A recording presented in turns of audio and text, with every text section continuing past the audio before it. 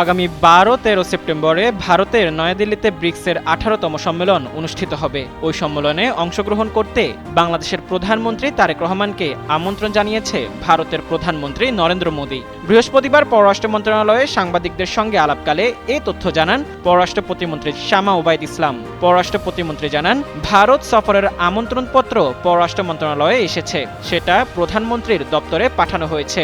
ব্রিক্সের সদস্য রাষ্ট্র না হলেও বাংলাদেশের প্রধানমন্ত্রীকে সম্মেলনে বিশেষ অতিথি হিসেবে অংশ নিতে আমন্ত্রণ জানিয়েছে ভারতের প্রধানমন্ত্রী নরেন্দ্র মোদী। ভারতের ছাত্র আন্দোলন চলছে, দেশটিতে অনেক বাংলাদেশি রয়েছে, এ নিয়ে বাংলাদেশের উদ্বেগ আছে কিনা? AKS অর্জন করল গিনেস ওয়ার্ল্ড রেকর্ডস। AKS সাংবাদিকদের এই প্রশ্নের জবাবে শামা ওবায়দ বলেন, বাংলাদেশ একটি গণতান্ত্রিক রাষ্ট্র ও গণতান্ত্রিক সরকার হিসেবে আমাদের এই অঞ্চল স্থিতিশীল ও শান্তি বজায় থাকুক, সেটা আমরা চাই। একটি গণতান্ত্রিক সরকার ও রাষ্ট্র হিসেবে আমরা আশা করব ভারত বিশ্বের বৃহত্তম গণতান্ত্রিক সরকার হিসেবে তারা তাদের জনগণের অবস্থা দেখবে এবং সমস্যা সমাধানের দিকে দ্রুত আগাবে।